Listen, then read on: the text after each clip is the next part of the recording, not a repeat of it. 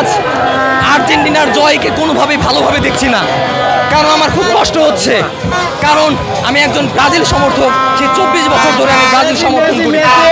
আমি 24 বছর ধরে ব্রাজিল সমর্থন করি। রোনালদোর খেলা দেখে, রোনালদিনোর খেলা দেখে আমি বড় হয়েছি। এই ব্রাজিলের প্রতি আলাদা একটা ভালোবাসা, মায়া কাজ করে। তাই চেয়েছিলাম, ব্রাজিল হেরে গেল গত ম্যাচে।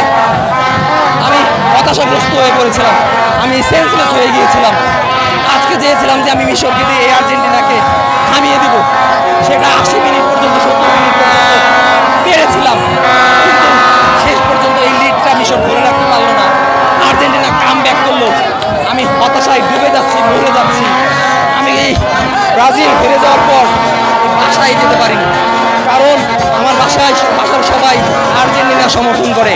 আমি ট্রলের শিকার হচ্ছি। আমি বন্ধু বান্ধবের কাছে মুখ দেখাতে পারছি না, আমাকে বিভিন্নভাবে ছেয়ে ধরছে। সেখান থেকে ভেবেছিলাম যে আজকে বুঝি সেই জিনিসটা কেটে গেল, কিন্তু পারলাম না। এই মিশরকে দিয়েও থামাতে পারলাম না এই আর্জেন্টিনাকে।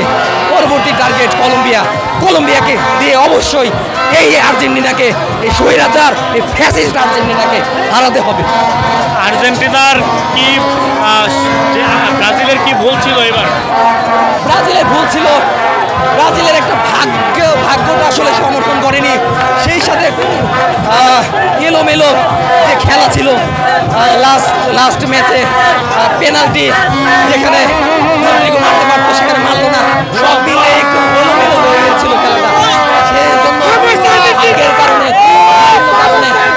ব্রাজিল হেরে গিয়েছে।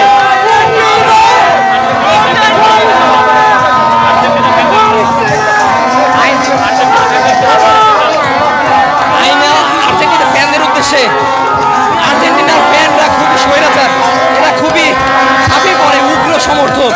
সেজন্যই তো চেয়েছিলাম যে মিশরকে দিয়ে হারিয়ে এই যে ওদের ট্রল, ওদের যে ঝাঁপিয়ে পড়া, সেখান থেকে মুক্তি চেয়েছিলাম এই সমর্থক থেকে।